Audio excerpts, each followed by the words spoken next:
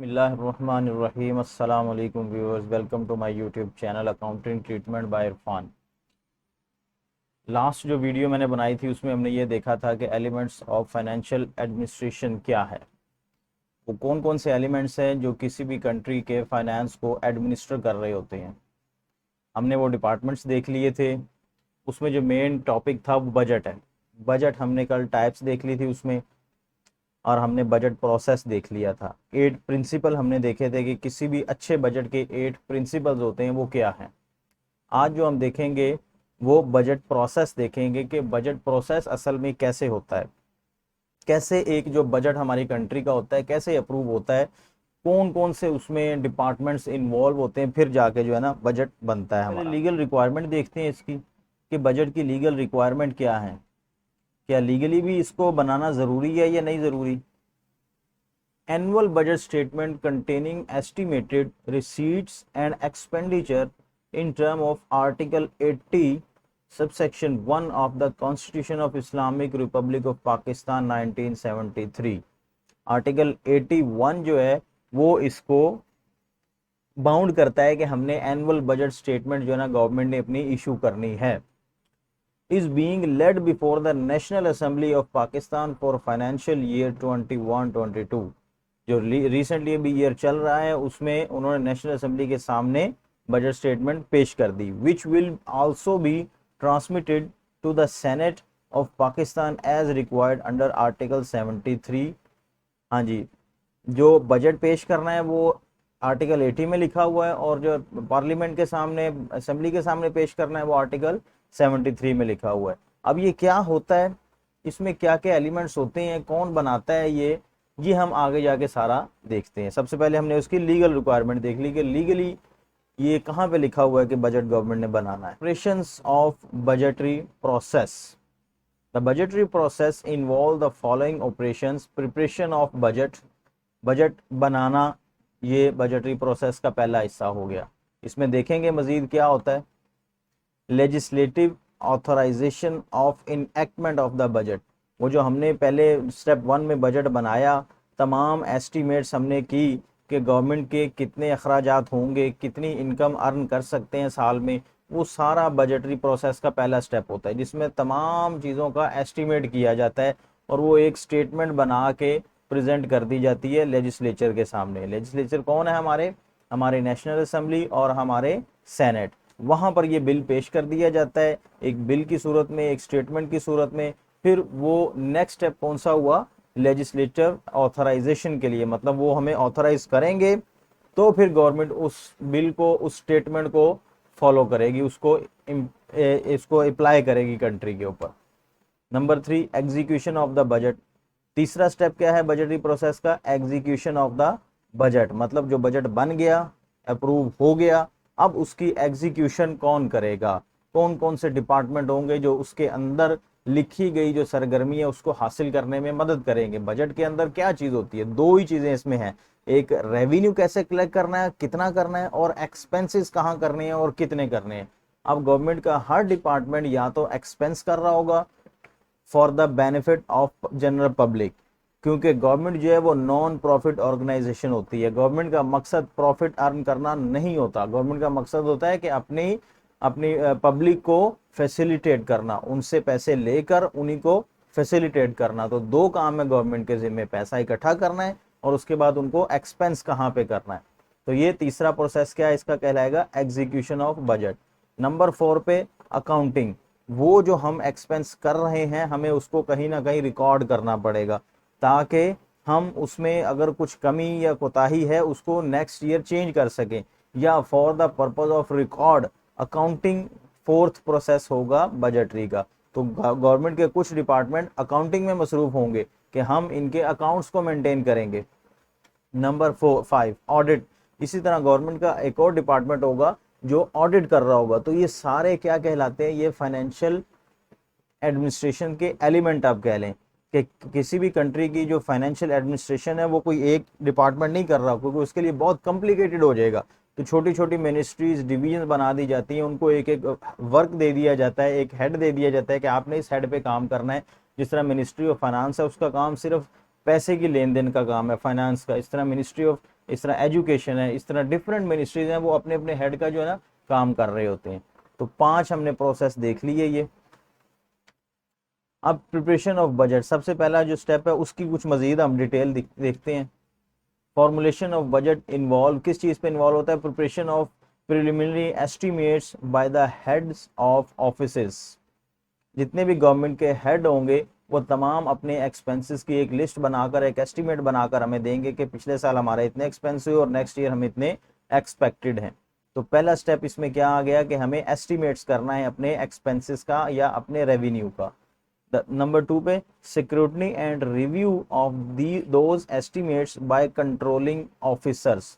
Controlling officers कह लें कि हर हेड डिपार्टमेंट का एक कंट्रोलिंग ऑफिसर होगा, वो उनको देखेगा कि जो एस्टिमेट निकाला, जो एस्टिमेट डिपार्टमेंट ने हमें समरी पेश की है, क्या उसके अंदर कुछ रिव्यू की जरूरत तो नहीं है, कुछ कम ज्यादा करने की जरूरत तो नहीं है, वो सिक्योरिटी होगी उसकी। Security and review of the revised estimates by the accountant general and administrative departments. Then निचले स्टेप से जब सिक्योरिटी हो जाएगी फिर अपर लेवल पर चला जाएगा, वो एग्जीक्यूटिव तक पहुंच जाएगा, वहां पे अगर कुछ रद्दोबदल करना होगा तो वहां पे रद्दोबदल किया जाएगा। Security and review of the revised estimate bye the finance ministry, फिर फाइनेंस मिनिस्ट्री तक वो रिवाइज्ड सिक्योरिटी जो है ना वो एस्टिमेट्स की आ जाएगी, वो उसमें भी अगर कुछ रद्दोबदल करना हुआ तो फाइनेंस मिनिस्ट्री वहां पर रद्दोबदल करेगी उसमें। The final consideration of the consolidated estimates by the cabinet. Cabinet क्या है? इन सारे हेड्स का आगे शॉर्ट आ गया, मतलब पूरी कंट्री है उसमें 100 डिपार्टमेंट है, 100 डिपार्टमेंट के ऊपर हेड आ गए 50, 50 में से ऊपर फिर 20 आ गए फाइनेंस में, 20 से ऊपर आ गए 15 या 10 आ गए जो कैबिनेट के होंगे, कैबिनेट के ऊपर आगे एक बंदा आ गया, प्राइम मिनिस्टर आ गया। तो इस तरह से नीचे से बजट की सिक्योरिटी होते होते होते टॉप लेवल तक पहुंचती है, उसमें कोई रद्दोबदल होनी है, कोई चेंजिंग करनी है तो वो उसमें निचले लेवल से होकर ऊपर तक पहुंच जाती है। हाँ जी, role of finance ministry in budgeting process very पड़ेगी। The finance ministry has the overall responsibility for the framing of the budget, but it is the administrative ministries which have the detailed knowledge of the administrative requirements. For incorporation the plan priorities in the budget, the finance minister has to be in close touch with the planning commission. Also, the controller and auditor general comes into the pictures since it is he who makes available the accounting skills so necessary for preparation of estimates. तो ये role है इसका, मतलब इसमें तमाम इसने planning करनी है, दूसरे डिपार्टमेंट्स के साथ इसने कोऑर्डिनेशन करनी है, जहां पर जिस डिपार्टमेंट के स्किल की जरूरत पड़ेगी, अकाउंट्स की जरूरत पड़ेगी तो अकाउंट से लेंगे, ऑडिटिंग की जरूरत पड़ेगी तो ऑडिटिंग से लेंगे, मतलब ये इसका इंपॉर्टेंट रोल आ गया। Security of estimate bye the finance minister, जो हमने लास्ट में देखा था कि सेकंड लास्ट कह लें, ये सिक्योरिटी अथॉरिटी होती है जो उसको सिक्योरिटी करती है तमाम एक्सपेंडिचर्स की। The estimate receive from the various departments are finally securitised by the finance ministry and after such revision और modification as may be necessary are consolidated together into the budget of government as a whole. अब budget अब तो बना लिया इन्होंने, एक summary सी बना ली, एक स्टेटमेंट इन्होंने बना ली, वो उसको इनएक्टमेंट में कैसे लेकर आएंगे, उसको कानून की शक्ल कैसे दी जाएगी, कैसे वो जो है ना इन्फोर्समेंट एजेंसी उस पर अमल करेंगी, उसको कहते हैं enactment. The budget is formally presented by the finance minister but it requires to be recommended by the president. सबसे पहले बिल क्या होगा, बनेगा, फाइनेंस मिनिस्ट्री पेश करेगी, किसको? प्रेसिडेंट को, प्रेसिडेंट की रिकमेंडेशन होगी, उसके बाद फिर वो पार्लियामेंट में पेश कर दिया जाएगा फॉर लेजिस्लेशन। ठीक है, legislation authorities upper house and lower house दोनों को। In fact it is an important step in the completion of budget as a control instrument of the financial administration. तो कह लें कि ये वाला बड़ा इंपॉर्टेंट स्टेप होता है जिसमें इसको इनएक्टमेंट किया जा रहा होता है बजट को, क्योंकि इसमें तमाम उसकी जो पेचीदगी है, तमाम चीज़ें देखी जाती हैं। इनएक्टमेंट का एक प्रोसीजर है मतलब नेशनल असेंबली में जब बिल पेश किया जाएगा वहां पर बहस और मुबासा होगा, हर फैक्टर को डिस्कस किया जाएगा, उसके बाद फिर जो है ना उसको इनएक्टमेंट की शक्ल दी जाएगी।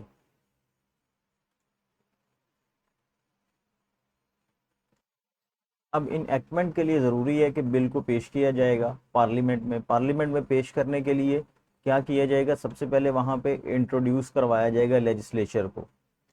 वहाँ पे बिल जो है ना पढ़ के सुनाया जाएगा उन्हें कि हमने बिल में क्या क्या प्रपोज किया है, किस किस डिपार्टमेंट के लिए क्या क्या रखा है, प्लानिंग के बारे में क्या है, डेवलपमेंट के बारे में, एजुकेशन के, मेडिकल के बारे में, सारी चीज़ों के बारे में उनको सामने इंट्रोड्यूस करवाया जाएगा। द जनरल डिस्कशन होगी, फिर जब सारे मेंबर्स उसकी एक एक कॉपी लेके पढ़ लेंगे, फिर उसके बाद आपस में उनकी एक डिबेट होगी, जनरल डिस्कशन होगी कि इस हेड में ये चीज़ होनी चाहिए थी या इस हेड में ये चीज़ नहीं होनी चाहिए।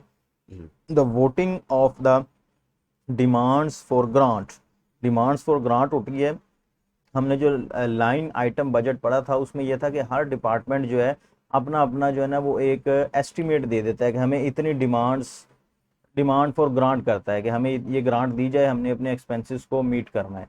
तो उसके बारे में वोटिंग की जाती है कि किस डिपार्टमेंट की जो ग्रांट है उसे उतना देना चाहिए या नहीं देना चाहिए। The consideration and passing of the appropriation bill, appropriation bill क्या होता है, जो डिपार्टमेंट्स ने डिमांड की थी ग्रांट्स की, अगर वो अप्रूव हो जाती हैं, सारे पार्लियामेंट उसके हक में वोट कर देते हैं, तो फिर क्या होगा, हर हेड में एक अप्रोप्रिएशन कर दिया जाएगा, फंड्स को एलोकेट कर दिया जाएगा, एक कानून की शक्ल उसको बना दिया जाएगा। तो ऐसे नहीं होगा कि जब मर्जी आप पैसे निकलवा लें बैंक से, जिस मर्जी हेड में निकलवा लें, पहले से उस हेड में अगर अप्रोप्रिएशन होगी तो ही वो जो है ना पैसे निकलवाए जा सकेंगे बैंक से, अदरवाइज आप गवर्नमेंट का कोई भी फर्द वो पैसे निकलवा नहीं सकता। अगर पहले से अप्रोप्रिएशन नहीं है तो फिर पैसे नहीं होंगे, मतलब सैलरी के हेड में पहले से अप्रोप्रिएट कर दिया जाएगा कि इतने बिलियन रुपीस सैलरी के हेड में मुख्तस कर दिया जाए। जब उसमें मुख्तस हो जाएगा फिर ही उसमें से जो है ना वो एजी ऑफिस, एजीपीआर जो है ना वो उसमें से सैलरी विड्रॉल करने का पाबंद है, अदरवाइज वो किसी और पैसे में से सैलरी विड्रॉल नहीं कर सकता। तो ये होता है अप्रोप्रिएशन बिल। नेक्स्ट इसके क्या है, the consideration and passing of taxation proposals, that is finance bill. Appropriation bill में हमने ये देखा था कि जिस भी डिपार्टमेंट में जितना जितना एक्सपेंस होना है उसको पहले से अप्रोप्रिएट कर दिया जाएगा, एक कानून की शक्ल उसमें बना दी जाएगी। नेक्स्ट उसके बाद आएगा कि जो हमने पैसे देने हैं डिपार्टमेंट्स को वो कहाँ से आएंगे, वो फिर फाइनेंस बिल बताता है। फाइनेंस बिल आप ये कह लें कि रेवेन्यू है और अप्रोप्रिएशन बिल क्या है, एक्सपेंडिचर है। तो फाइनेंस बिल में तमाम जो टैक्सेस लगने हैं इस साल, किस हेड में कितना टैक्स लगना है, कैसे टैक्स कलेक्शन करनी है, वो फाइनेंस बिल में लिखा होगा। ठीक है, तो फाइनेंस बिल में पहले से बता दिया जाता है कि कितना टैक्स लगा है, फिर वो उसको कानून की शक्ल दे दी जाती है। जब फाइनेंस बिल अप्रूव हो जाता है तो फिर वो ऑर्डिनेंस का टैक्स का हिस्सा बन जाता है। अब आ जाता है एग्जीक्यूशन ऑफ बजट। पहला हमने फेज देख लिया प्रिपरेशन ऑफ बजट्स, उसमें क्या क्या स्टेप्स थे वो देखे गए। अब आगे देखेंगे हम एग्जीक्यूशन ऑफ बजट क्या होता है। अब budget is of no use useless it is enforced, जब तक उसको इन्फोर्स नहीं किया जाएगा उसका कोई फायदा ही नहीं होगा। That is revenue and expenditure, दो ही चीजों को इन्फोर्स करना है कि जो हमने बजट टारगेट किया कि इतना रेवेन्यू हमने इकट्ठा करना है, उससे रिलेटेड जो एजेंसीज जो डिपार्टमेंट्स होंगे वो उसको इन्फोर्स करेंगे रेवेन्यू कलेक्शन को, और एक्सपेंडिचर से रिलेटेड जो डिपार्टमेंट्स होंगे वो अपने एक्सपेंडिचर पर फोकस रखेंगे कि आया हमने जो एक्सपेंडिचर करने हैं ये ठीक करने हैं। हमें एक्सपेंडिचर करने के डिपार्टमेंट कौन से होंगे, हमारा हॉस्पिटल होगा, इंफ्रास्ट्रक्चर होगा, उसमें हमारे जो एजुकेशन होगा, दूसरा सैलरीज होंगी, ये सारे सर्विसेज वाले क्या हैं, हमारे expenditure department are regulated according to it. The execution of the budget is the responsibility of the executive government and therefore the distribution of powers within the executive governments determines the procedure for execution of the budget। जाहिर बात है, अब जिसने revenue collection करना है उसके पास जब तक कोई पावर नहीं होगी वो कैसे कलेक्शन करेगा। टैक्स अगर कलेक्ट करना है तो आप नोटिस ही नहीं डालने की पावर, आपको ऑर्डर करने की पावर नहीं है, कलेक्शन की पावर नहीं है, तो कैसे रेवेन्यू कलेक्ट होगा। तो पावर को डेलीगेट किया जाता है कि रेवेन्यू से रिलेटेड जो पावर्स हैं वो एफबीआर के पास हैं।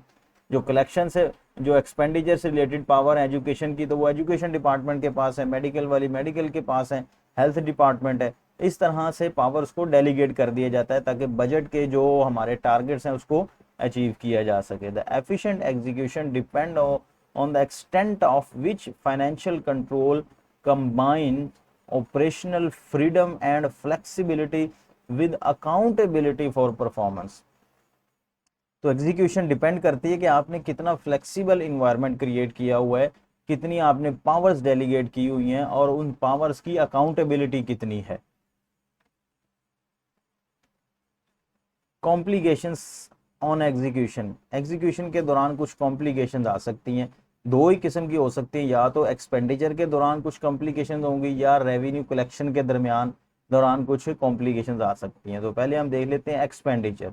Control of expenditures within the term of the budget is a far more complex affair than the collection of revenue, and in budget execution the primary emphasis on is placed on it.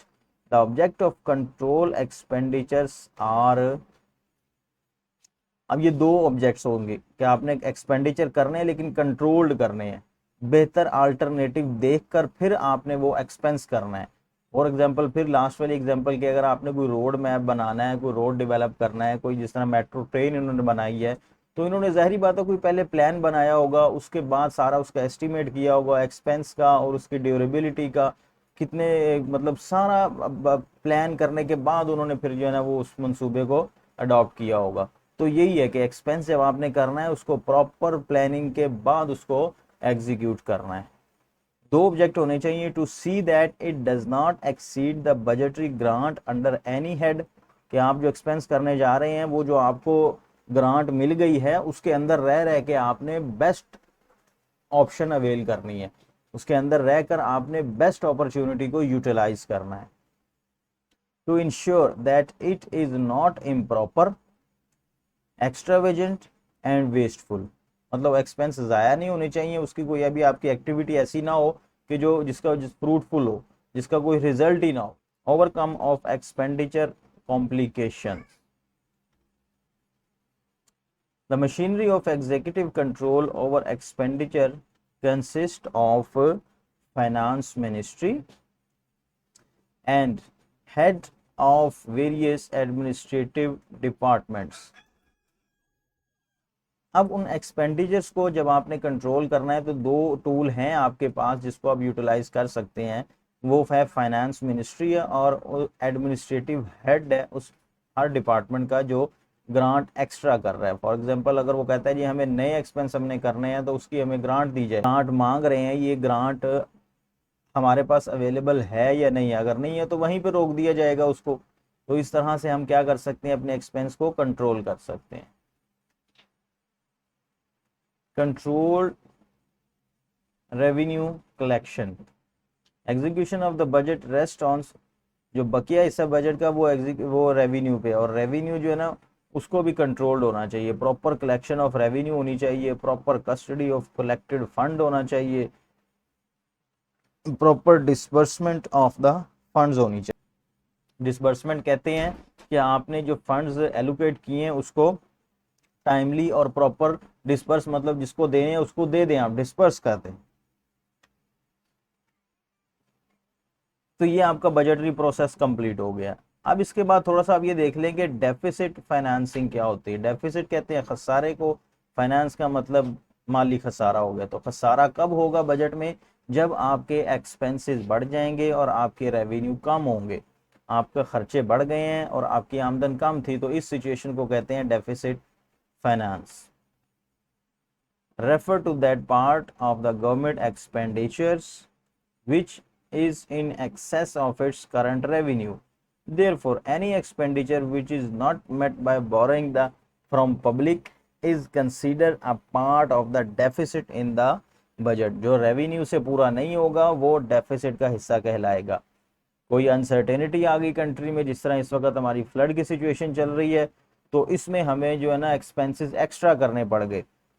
जब extra करने पड़ेंगे तो या तो कुछ department को subsidies देनी पड़ेगी बिजली की सूरत में या खुराक की सूरत में सब्सिडी देनी पड़ेगी, तो इस तरह के जो मामलात हैं उसकी वजह से ये डेफिसिट, फाइनेंस डेफिसिट हो सकता है। बस आपको ये पता होना चाहिए, क्योंकि आपका जो पेपर है असल में वो 100 मार्क्स का पेपर है और 3 घंटे आपके पास होंगे। तो ये अगर हम देखें ये सब्जेक्ट, तो ये सारे खुद 200 नंबर के सब्जेक्ट हैं। तो ऐसा नहीं होगा कि आपसे बहुत ही डिटेल में पूछ लिया जाएगा कि जिसको जो है ना 3 घंटे के अंदर कंप्लीट ना किया जा सके, क्योंकि सिलेबस आपका काफ़ी लेंथी है। इसमें अकाउंटिंग है, इसमें फाइनेंस है, इसमें वो ऑडिट है, इसमें HRM है, और इसके अलावा FBR है, फिजिकल पॉलिसी है। तो ये इन सारी चीज़ों का आपसे टच लिया जाएगा। मतलब अगर आप इसको इक्वल वेटेज भी देते हैं तो 20-20 नंबर या 25-25 नंबर एक एक हेड के आ रहे हैं। तो 25 नंबर में अगर वो आपसे 2 क्वेश्चन भी करता है, 3 भी करता है, 8-8 नंबर के अगर वो 3 क्वेश्चन कर लेता है, 8, 9, 10 इस तरह करके क्वेश्चन कर लेता है, तो फिर इस इतने वो लेंथी क्वेश्चन नहीं होंगे। या तो न्यूमेरिकल अगर आ गए तो वो तो शॉर्ट हो जाएंगे। तो आपने हर चीज को टच जरूर देना है, आपने हर चीज की जो है ना वो थीम जरूर ले लेनी है कि इस चीज का असल में मकसद क्या है, उसके एडवांटेज डिसएडवांटेज, उसकी डिटेल वगैरह इतनी लेंथी आपने उसमें नहीं जाना। अब उसके बाद फिर अकाउंटिंग क्या आ जाती है, अब बजट का ये भी हिस्सा है, बजटरी प्रोसेस में आता है। ये क्या होता है, अकाउंटिंग मीन कीपिंग है a systematic record of financial transactions. जो पैसे की लेन देन होती है, पैसे के जो मामलात होते हैं उन कागजात को रिकॉर्ड करना, वो अकाउंटिंग कहलाता है। इसकी मजीद डेफिनेशन देख लेते हैं। The primary function of system of accounts are to make a financial record. Financial record रखा जाता है कि कब कहाँ किसको कितने पैसे दिए, किससे कितने लेने हैं। To protect those handling funds, funds को हैंडल करने के लिए भी इस्तेमाल किया जाता है। कैश फ्लो स्टेटमेंट है, हमारी कैश कितना इन हो गया, कितना आउट हो गया हमारा। To improve the financial condition of the organization in all its branches or purposes at any time, to facilitate necessary adjustment in rate of expenditure, to give information to those in responsible position on the basis of which plans for future financial। मतलब ये accounts क्या करते हैं, जो जिन्होंने decision लेने होते हैं उनको भी एक क्लियर पिक्चर बिजनेस की दिखा देते हैं। तो आगे हमने क्या प्लान लेना है, इसकी बिना पर क्या डिसीजन लेने होंगे इन्होंने। इसी तरह गवर्नमेंट का भी है, वो अपने बजट के ऊपर देखकर डिसीजन और प्लानिंग करते हैं कि हमारी इनकम कितनी है और हमारे एक्सपेंसेस कितने हैं। अगर कुछ बच जाते हैं पैसे तो प्लानिंग में लगाने हैं, अगर नहीं बच जाते तो कहाँ से पैसे कलेक्ट करने हैं, बाहर से बोरोइंग करनी है, इंटरनल बोरोइंग करनी है, एक्सटर्नल करनी है, क्या करना है। तो ये सारा बजट जो है ना, ये अकाउंटिंग के थ्रू आप ये काम कर सकते हैं। Forms of government accounts, government के जो अकाउंट्स हैं उसकी फॉर्म्स क्या हैं। The form of government account differ from business and commercial accounts. जो गवर्नमेंट के अकाउंट है और जो बिजनेस के अकाउंट है वो इंटायरली डिफरेंट है, क्योंकि गवर्नमेंट का जो अकाउंट्स होंगे वो नॉन प्रॉफिट मेकिंग ऑर्गेनाइजेशन के नेचर के होंगे, क्योंकि गवर्नमेंट का मकसद प्रॉफिट कमाना नहीं होता। किसी भी डिपार्टमेंट से गवर्नमेंट का मकसद प्रॉफिट मेकिंग नहीं होगा। गवर्नमेंट का मकसद सिर्फ फैसिलिटेट करना, to provide the facility to their public, ये गवर्नमेंट का काम है। जबकि बिजनेस के जो अकाउंट्स होंगे उनका प्योरली मोटिव क्या होगा, प्रॉफिट अर्निंग होगा।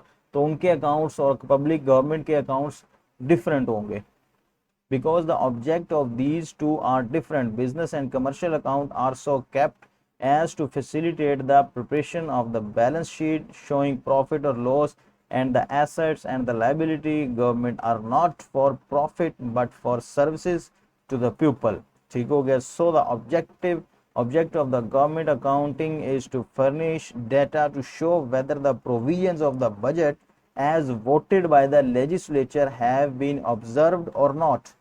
सिर्फ जो गवर्नमेंट के अकाउंट्स का ऑब्जेक्ट होगा, मोटिव होगा, वो यही होगा कि at the time of legislation, कि जब हम लेजिस्लेशन कर रहे थे बजट की, उस वक्त जो हमने मकासद रखे थे बजट के, क्या वो मकासद पूरे हुए या नहीं हुए। वो हमें कैसे पता चलेगा, वो हमारे पब्लिक अकाउंट्स हमें बताएंगे। देन उसके बाद आ जाता है जी ऑडिटिंग। ऑडिटिंग क्या है, जो अकाउंट्स हमने बनाए, जो मेंटेन किए, उसका हम करेंगे ऑडिट, उसकी हम करेंगे जांच पड़ताल। क्या आया ये अकाउंट ठीक बने हैं, फिक्टिशियस तो नहीं है, विंडो ड्रेसिंग तो नहीं हुई है इसकी। Audit means an examination of accounts with a view of determine the correctness of these accounts end of the transactions they embody. मतलब जो ट्रांजैक्शन उसके अंदर एम्बॉडी की हुई हैं, जो लिखी हुई हैं, क्या वो ठीक लिखी हुई हैं, उसका बैकअप पे कोई प्रूफ भी है या नहीं है। इस तरह डिपार्टमेंट्स, गवर्नमेंट डिपार्टमेंट के ऑडिट होते हैं। ऑडिटर जनरल ये करता है ऑडिट, फिर वो ऑडिट पैरास बनाते हैं, ऑडिट रिपोर्ट्स पेश करते हैं। जो डिस्क्रिपेंसी उन्हें नज़र आती है वो डिस्क्रिपेंसी को एक पैरे की फॉर्म में लिखकर गवर्नमेंट को दे देते हैं कि हमें यहाँ पर ये डिस्क्रिपेंसी नज़र आई है, इसको कंसोलिडेट किया जाए, इसको हमारे साथ डिस्कशन करके रिजॉल्व करवाया जाए। AGPR है पाकिस्तान का ऑडिट डिपार्टमेंट है। वो डैक पैक क्या होता है? डैक पैक होता है departmental accounts committee, pack public account committee. ये कमेटियां होती हैं जो कि अकाउंट्स का ऑडिट करती हैं।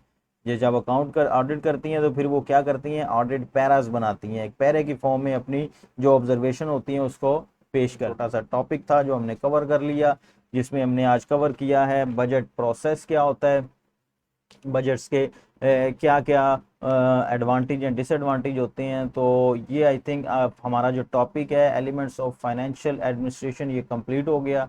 तो नेक्स्ट इंशाल्लाह देखते हैं अब हम किस पे डिस्कशन करते हैं। तो अपना बहुत सा ख्याल रखिएगा जनाब। अल्लाह हाफिज़।